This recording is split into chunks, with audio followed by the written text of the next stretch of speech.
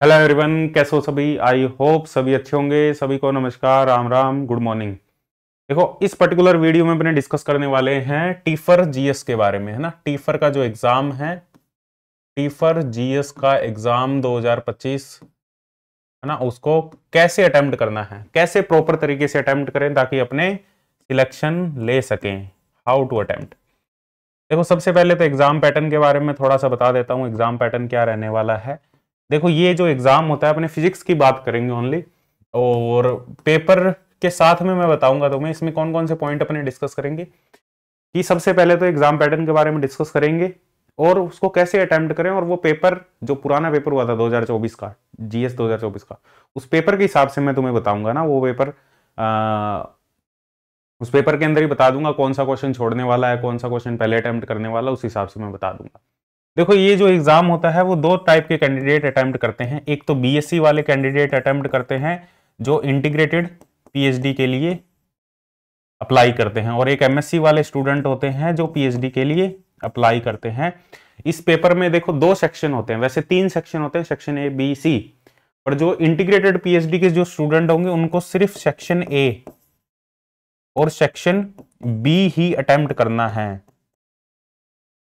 Section A और section B, क्योंकि उनको अवेलेबल वही होगा, सी सेक्शन उनको अवेलेबल नहीं होगा। और जो एमएससी वाले स्टूडेंट है इनको सेक्शन ए और सेक्शन सी, जो पीएचडी के लिए अटेम्प्ट कर रहे हैं, वो पेपर उस हिसाब से ही तुम्हें मिलेगा। दोनों का अलग अलग पेपर होता है। सेक्शन ए कॉमन होता है, सेक्शन बी और सी अलग अलग होता है। अब सेक्शन ए की बात करें और सेक्शन बी एंड सी की बात करें। सेक्शन ए में 25 क्वेश्चन होते हैं, 3 नंबर का एक क्वेश्चन होता है, टोटल 75 नंबर होते हैं। 1/3 नेगेटिव मार्किंग होती है, -1 नेगेटिव मार्किंग होगी, -1 नेगेटिव मार्किंग। और बी और सी में 15-15 क्वेश्चन होते हैं। इंटीग्रेटेड पीएचडी वालों के लिए बी होता है, और जो पीएचडी वाले स्टूडेंट है जो पीएचडी में एडमिशन लेना चाहते हैं उनके लिए सी सेक्शन है। इसमें 5-5 नंबर के हर एक क्वेश्चन होता है, तो ये भी टोटल 75 मार्क्स का होता है। टोटल 150 नंबर का पेपर होता है। नो नेगेटिव मार्किंग, यहां कोई नेगेटिव मार्किंग नहीं है ना। और ये पेपर टीफर का जो एग्जाम है ना, वो उनके लिए ज्यादा इजी है जिनका सेक्शन सी जिनके पेपर में आता है, जैसे पीएचडी वाले स्टूडेंट। इंटीग्रेटेड पीएचडी वालों के लिए थोड़ा सा टफ हो जाता है ये, क्योंकि उसमें पूरा कोर आता है सेक्शन बी और सेक्शन ए में। लेकिन जो सेक्शन सी है उसमें बहुत ज्यादा एडवांस लेवल का, और मतलब जो नेट की तैयारी कर रहे हैं, जो गेट की तैयारी कर रहे हैं, उनके लिए बहुत ईजी हो जाता है ये टीफर का एग्जाम निकालना। पीएचडी वाले स्टूडेंट के लिए, इंटीग्रेटेड के लिए थोड़ा सा टफ चला जाता है, क्योंकि उनके बच्चों की नॉलेज ही नहीं होती इतनी। और अभी अभी बीएससी की है, एमएससी वाले नेट की तैयारी कर रहे हैं, तो काफी नॉलेज हो चुकी है, तो सेक्शन सी में अच्छा स्कोर कर लेते हैं, है ना। तो इस वजह से ये थोड़ा सा ईजी हो जाता है पीएचडी वालों के लिए। अब बात कर रहे हैं कि अटेम्प्ट कैसे करना है। ये 3 सेक्शन होंगे, मतलब 2 ही सेक्शन अटेम्प्ट करने हैं, ए एंड बी या ए एंड सी। अब देख लेना तुम, और जो ज्यादातर स्टूडेंट जो एमएससी की हुई है जिन्होंने, वो सेक्शन सी अटेम्प्ट करेंगे, है ना। पीएचडी वाले स्टूडेंट ये मेरे हिसाब से ज्यादातर, बाकी इंटीग्रेटेड पीएचडी वाले भी है, वो ये अपने हिसाब से देख लेना। सेक्शन ए कॉमन होगा, सेक्शन सी।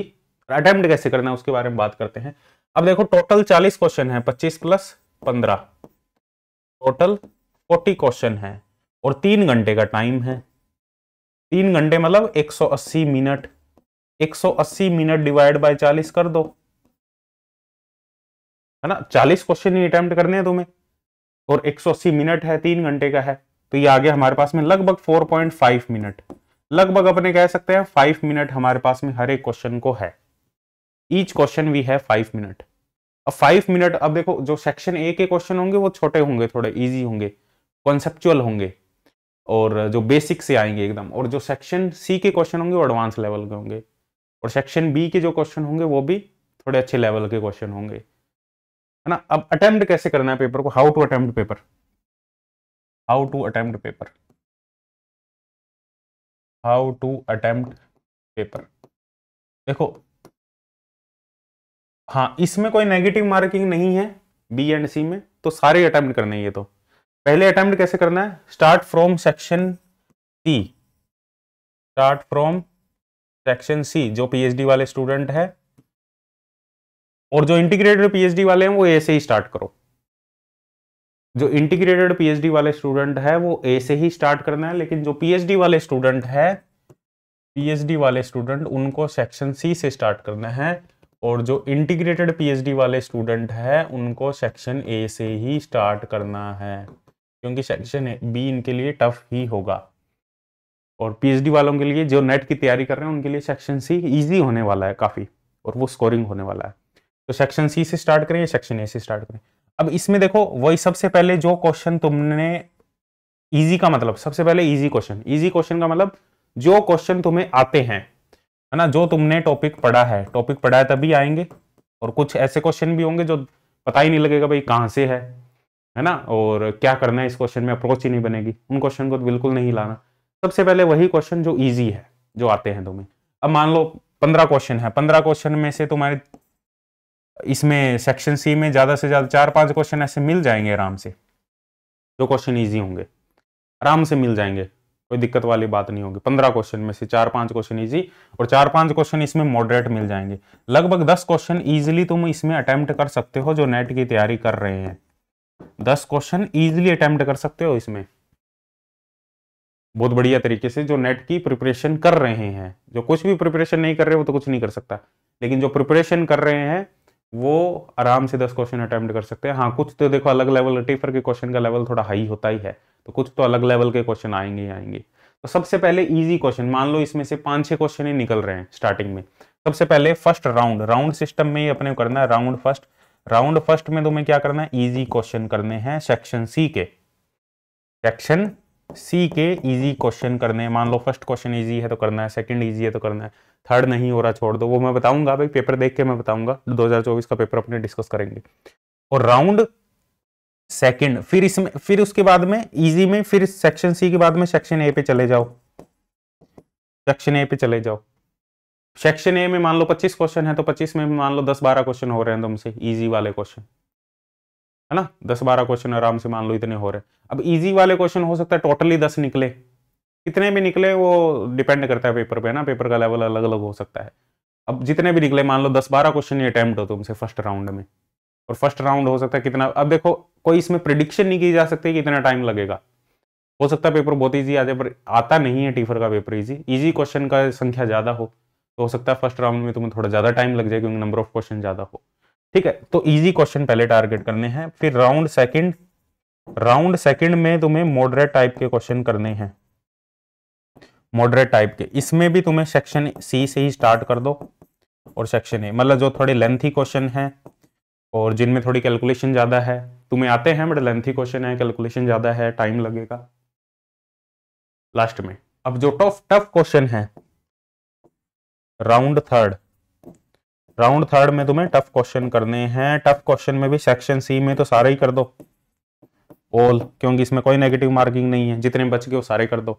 दिमाग लगा के करना है इनमें भी, ऐसे नहीं कि डायरेक्ट तुक्का मार दी, तुक्का लगाने एलिमिनेट करके, ऑप्शन को एलिमिनेट करके कि हाँ ये हो सकता है, यहाँ पे ये फैक्टर आ रहा है, यहाँ पे ये फैक्टर आ रहा है, इसमें माइनस आ रहा है, इसमें प्लस आ रहा है, इसमें ऐसा ग्राफ आ रहा है, कुछ ग्राफिकल क्वेश्चन होंगे तो ऐसा ग्राफ आ रहा है, कुछ ना कुछ आइडिया लगा के ऑप्शन को एलिमिनेट करके, तो ज्यादा प्रोबेबिलिटी होगी क्वेश्चन के सही होने की। तो टफ सेक्शन सी में सारे ही कर दो। सेक्शन ए में तो देख लो कोई अटेम्प्ट हो सके, और लास्ट में 20 से 25 मिनट 30 मिनट बचाओ, है ना, आधा घंटा 25 मिनट 20 मिनट जितना भी तुमसे बचता है बचाओ। फिर उसमें वो क्वेश्चन दोबारा चेक करो जो इजी तुमने किए थे, कहीं कोई क्वेश्चन गलत तो नहीं हो रहा, किसी क्वेश्चन में कोई ऐसा तो नहीं हो रहा कि मैंने ये अटेम्प्ट किया था और कोई सिली मिस्टेक होगी और जिसकी वजह से पूरा क्वेश्चन नहीं गलत, और रीचेक कर लो, है ना, दोबारा से उसको टिक कर दो।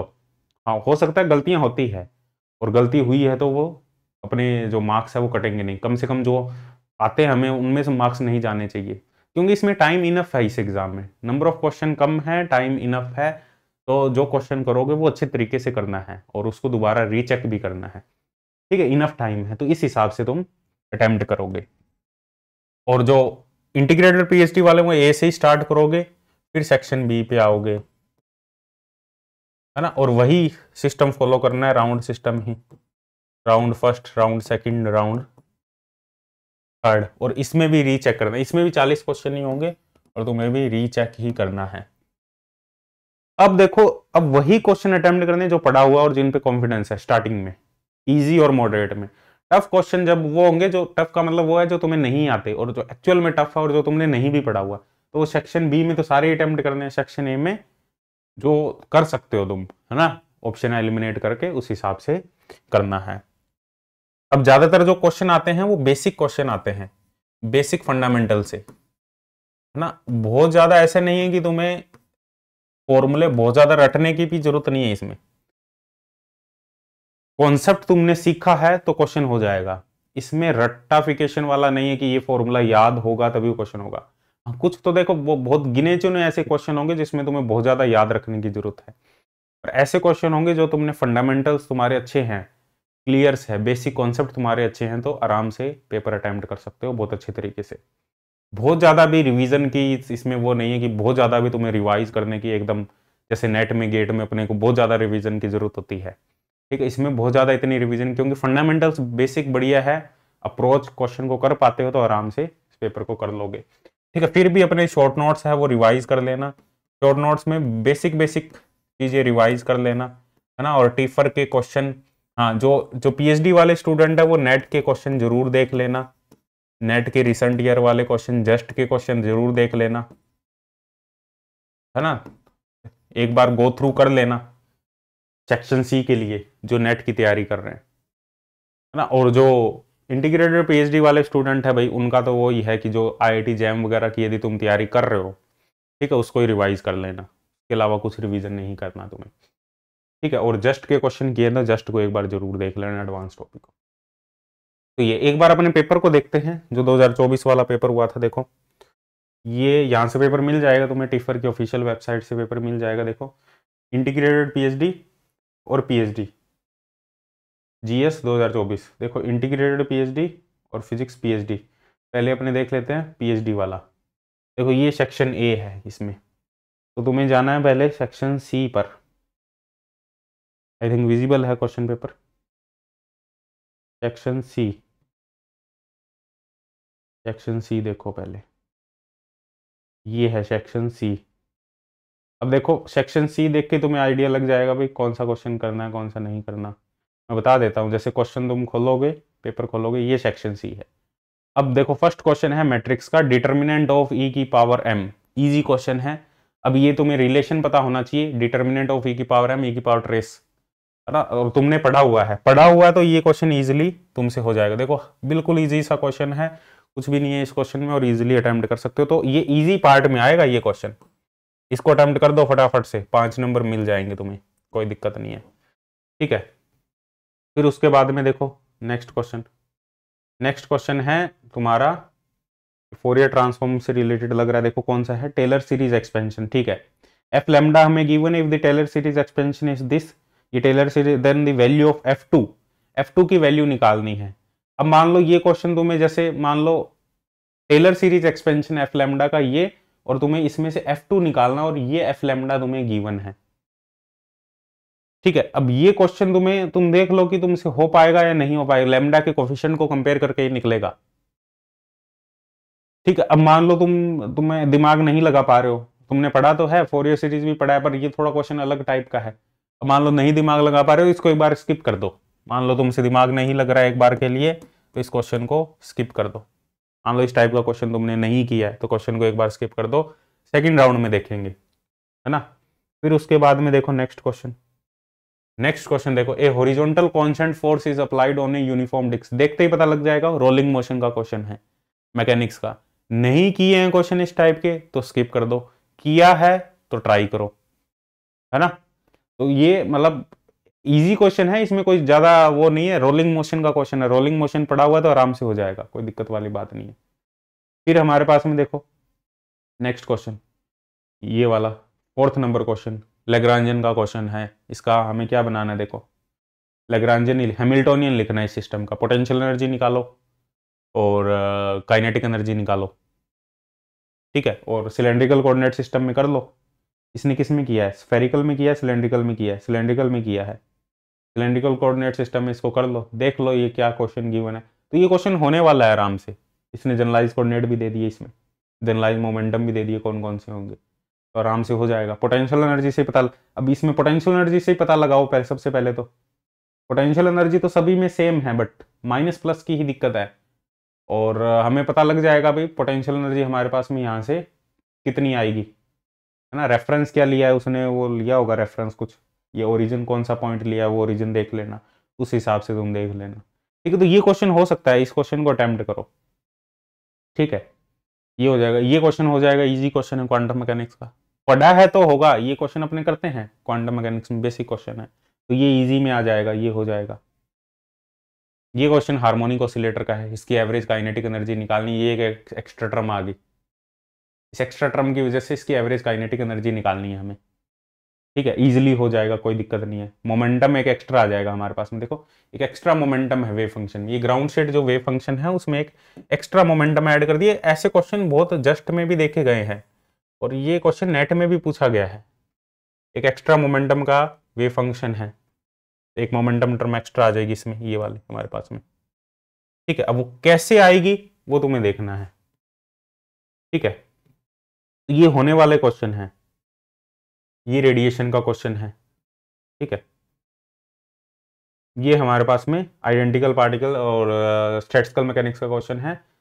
Each side of the linear chain of n side had a spin which can be three different energy level. ठीक है, the system has contained the neighboring spin cannot be in the same state at the infinite temperature. The entropy of the system, infinite temperature पर entropy of the system हमें बताना है। ठीक है, पढ़ा है तभी हो पाएगा, नहीं पढ़ा तो नहीं कर पाओगे। स्टैटिस्टिकल मैकेनिक्स पढ़ा है तो उसको अच्छे से रिवाइज कर लो, तभी क्वेश्चन कर पाओगे। ठीक है, अब ये क्वेश्चन देख लो, कर पाओगे नहीं कर पाओगे। कुछ क्वेश्चन तो देखो डिफिकल्ट होंगे ही होंगे, कुछ क्वेश्चन बिल्कुल इजी होंगे। जैसे ये क्वेश्चन है, ये हीलियम एटम यदि तुमने पढ़ा है तो बहुत इजीली कर लोगे, एटॉमिक फिजिक्स में हीलियम एटम पढ़ा है तो इजीली निकाल लोगे एनर्जी, परटर्बेशन थ्योरी का उसमें यूज करते हैं अपने। ये हमारे पास में है, इसमें क्या निकालना है, एनर्जीज निकालनी, एनर्जीज का डिफरेंस निकालना है, पी हाफ और डी 5/2 लेवल में। ठीक है, निकल जाएगा इजीली, बाइंडिंग एनर्जी गिवन है। ठीक है, इजीली निकल जाएगा, कोई दिक्कत नहीं है। मतलब टाइम टेकिंग है, ऐसा नहीं है कि टाइम नहीं लगेगा, टाइम लगेगा, क्वेश्चन में टाइम लगेगा, 4-5 मिनट लगेंगे, पर हो जाएगा, पढ़ा है तो हो जाएगा। अब मान लो तुमने ये पढ़ा ही नहीं तो इसको छोड़ दो, पढ़ा है तो अटेम्प्ट करो। ठीक है, जैसे ये क्वेश्चन है हमारे पास में, ये क्वेश्चन है, consider a universe that always expand with a scale factor that increase with time, its expansion rate at time is defined by Hubble parameter. मान लो नहीं पढ़ा, बिल्कुल अलग ही लग रहा है, एक बार के लिए लीव कर दो। ठीक है, ब्रैग्स रिफ्रैक्शन पढ़ा है, अटेम्प्ट करो। ठीक है, इस टाइप से अटेम्प्ट करना है पेपर। पार्टिकल फिजिक्स पढ़ी है, अटेम्प्ट करो, नहीं पढ़ी मत अटेम्प्ट करो। ठीक है, इस टाइप से हमें ये करना है अटेम्प्ट। फिर आना सेक्शन ए पर। अब सेक्शन ए में तुम्हें क्या क्या आता है वो क्वेश्चन अटेम्प्ट करो। फर्स्ट क्वेश्चन देखो, कर पाओगे नहीं कर पाओगे, राउंड फर्स्ट चल रहा है अभी। सेकंड क्वेश्चन देखो, सेकंड क्वेश्चन, हाँ भाई इस टाइप के क्वेश्चन तो किए हैं। कुछ क्वेश्चन तो ऐसे होंगे जिस टाइप के क्वेश्चन तुमने किए हैं, कुछ क्वेश्चन ऐसे होंगे जो लॉजिकल होंगे, जो किए नहीं होंगे बट वो हो जाएंगे, है ना। इतनी फिजिक्स तो आती है कि वो क्वेश्चन हो जाएंगे। जैसे ये क्वेश्चन इस टाइप के क्वेश्चन किए हैं तो इजीली हो जाएगा, तो ये तो इजी राउंड में ही रखने हैं। ठीक है, ये वाला क्वेश्चन ट्रेजेक्टरी निकालनी इजीली हो जाएगी, कोई दिक्कत नहीं है ना। ट्रेजेक्टरी में हमेशा टाइम को हटाना होता है, हो जाएगा। हाँ, ये वाला क्वेश्चन अब थोड़ा सा दिमाग लगाने वाला है, इसमें तुम्हें लगेगा देख के भी हाँ क्या करें, क्या अप्रोच लगाएं, क्योंकि मैकेनिक्स का क्वेश्चन है, मैकेनिक्स थोड़ा टफ ही आते हैं, एक बार के लिए लीव कर दो। नेक्स्ट क्वेश्चन, ये क्वेश्चन देखो, ये मेरे हिसाब से सेंट्रल फोर्स का किसका है। Consider an object falling in air in addition to gravity experience an air resistance force r is equal to bv if the object drop from rest distance। ये तो सिंपल उसका क्वेश्चन है, equation of motion का question है, differential equation of motion solve होगी यहाँ पे, तो हो जाएगा। ये पढ़ा है तो होगा, अदरवाइज नहीं होगा, है ना। ऐसे देख लो कौन कौन सा, ये देखो क्वांटम मैकेनिक्स पढ़ी है तो आराम से हो जाएगा, अदरवाइज नहीं होगा। अब देखो ऐसे नहीं है कि बातों से हो जाएगा, मैंने कह दिया हो जाएगा तो हो जाएगा, अटेम्प्ट करना पड़ेगा। अब तुमने वन डायमेंशन पोटेंशियल, इस टाइप का पोटेंशियल पढ़ा है, और इस टाइम में हमें पता है कि इसमें ओनली ओड स्टेट ही पॉसिबल होती है, इवन स्टेट पॉसिबल ही नहीं होती। तो जो ग्राउंड स्टेट होगी हमारे पास में 3/2 h कट ओमेगा, है ना, ग्राउंड स्टेट, और ओमेगा होगा √k/m, तो आंसर हो जाएगा 3/2 h कट ओमेगा। है कुछ भी नहीं, देखो क्वेश्चन में 3 नंबर बन गए, इतना सा ही क्वेश्चन था। बट पढ़ा होगा तब होगा ना, ऐसे नहीं होगा, पढ़ा होगा तब होगा। तो ये इजी क्वेश्चन है, इसको इजी में रखो। ये क्वेश्चन भी इजीली हो जाएगा, थोड़ा सा दिमाग लगाओगे फटाफट हो जाएगा ना, क्योंकि जो सब्जेक्ट तुम्हारे स्ट्रॉन्ग है वो क्वेश्चन तो तुमसे होने ही चाहिए। अब 40 में से 20 क्वेश्चन तो ऐसे होंगे ही होंगे जो क्वेश्चन तुम इजीली, जो तुमने पढ़ा है और जो तुम्हें आते होंगे, 20 क्वेश्चन तो ऐसे होंगे। और 10 क्वेश्चन, 5-7 क्वेश्चन वैसे जो टफ लेवल के होंगे, थोड़े मॉडरेट लेवल के होंगे, वो क्वेश्चन इजीली अटेम्प्ट हो जाएंगे। इजीली हो सकता है पेपर, कोई दिक्कत वाली बात नहीं है। हाँ, सेक्शन बी थोड़ा सा जो इंटीग्रेटेड पीएचडी वाले स्टूडेंट है उनके लिए थोड़ा सा मामला टफ होता है, क्योंकि उनके लिए सेक्शन बी थोड़ा सा, ए तो वही है सेम ही, ए सेक्शन में तो कुछ भी दिक्कत नहीं है, वही है ना, ए सेक्शन में कोई दिक्कत नहीं होगी। ये देखो सिंपल सिंपल क्वेश्चन है, मतलब कुछ ऐसे नहीं कि सारे ही सिंपल है, कुछ तो टफ होगा ही। देखो ये क्वेश्चन हमने पढ़े हुए हैं, ये क्वेश्चन करते हैं अपने थर्मोडायनेमिक्स में, इस टाइप के क्वेश्चन है ना, वही क्वेश्चन है। कुछ क्वेश्चन तो ऐसे होंगे, ये भी अपने करते हैं, ये भी अपने क्वेश्चन करते हैं डिजिटल में, है ना, डिजिटल से तो आएगा ही आएगा क्वेश्चन।